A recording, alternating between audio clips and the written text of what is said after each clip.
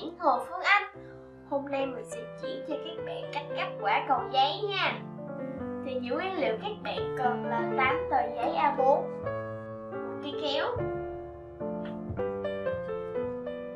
một cây căm ba, một cây thước và một cây su mắc keo. Đầu tiên chúng ta sẽ gấp đôi tờ giấy lại.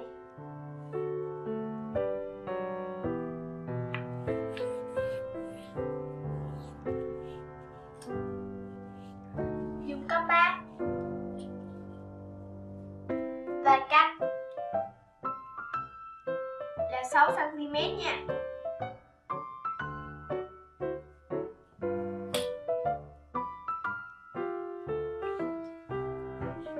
Và mình sẽ làm hình tròn, nó sẽ có đường kính là 12 cm.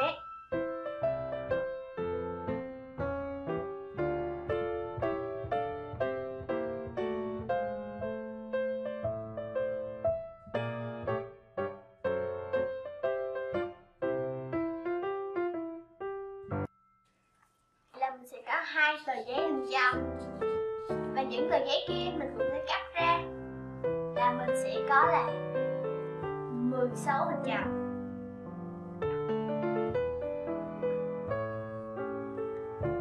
Bây giờ mình sẽ gấp đôi tờ giấy lại, gấp đôi cái hình tròn này lại.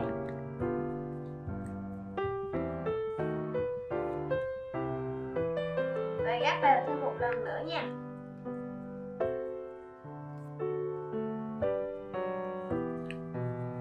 Mở ra và lấy phần ngoài này gấp vào đường ở giữa bên này luôn.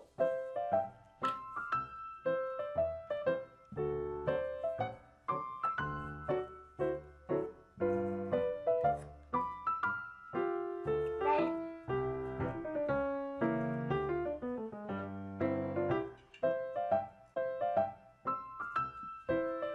Bây giờ mình sẽ dùng kéo và cắt theo cái nếp ở đây.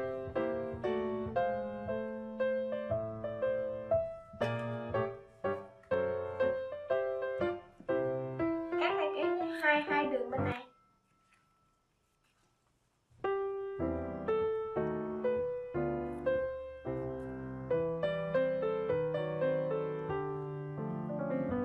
Đây.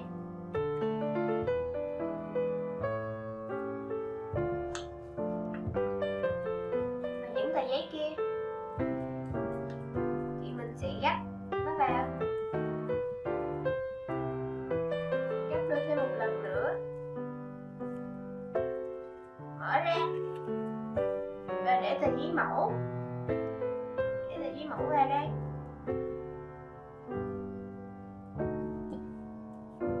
Và cắt.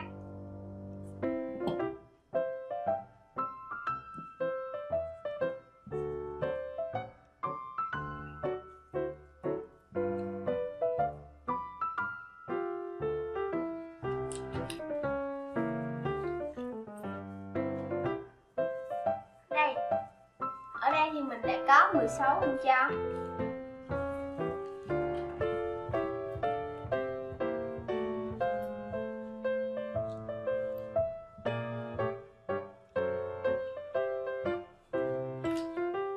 Bây giờ mình sẽ mở tờ giấy ra và dán vào ở giữa đây.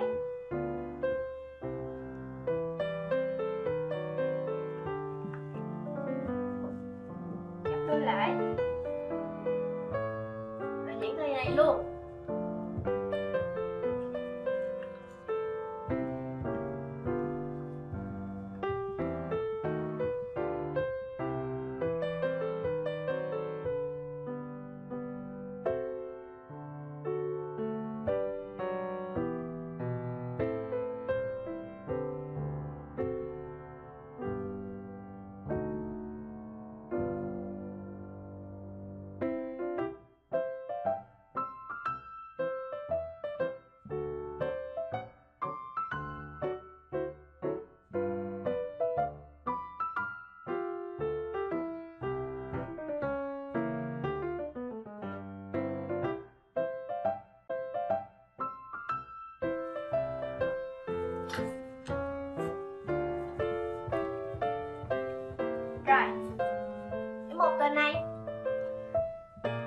sợi keo ở hai phần bên này và ở chỗ giữa, ở dưới đây,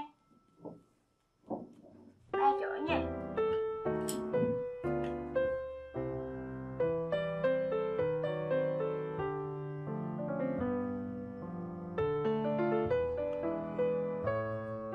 Và lấy một tờ giấy khác để vào và tiếp tục những tờ giấy này mình sẽ làm y chang vậy luôn.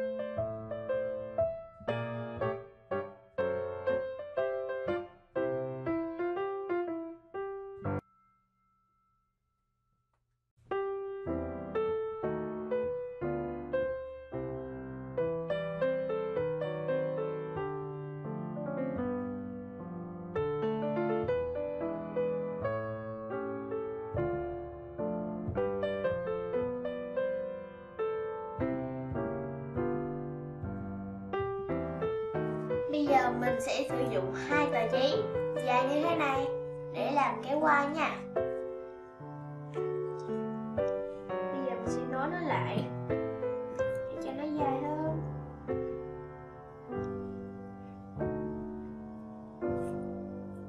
Đây.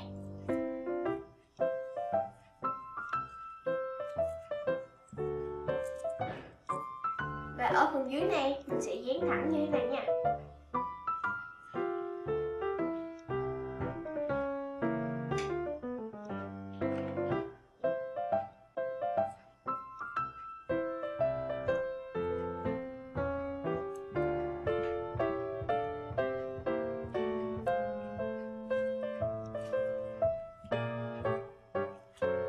Bây giờ mình sẽ dán nó vào ở trong đây.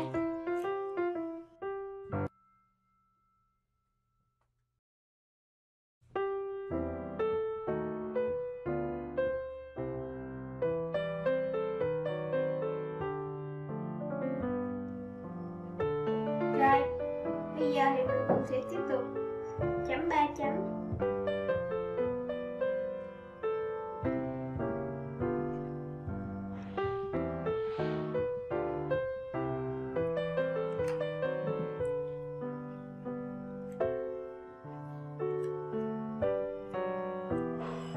Và úp tờ giấy này lại.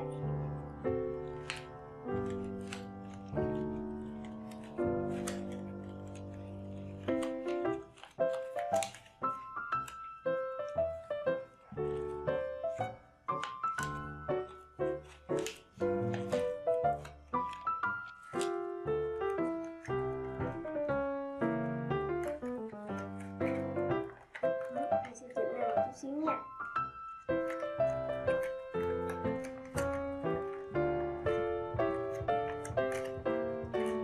Vậy là xong. Cảm ơn các bạn đã xem video của mình. Đừng quên like, share và subscribe trên kênh PA Channel. Xin chào và hẹn gặp lại các bạn ở những video sau.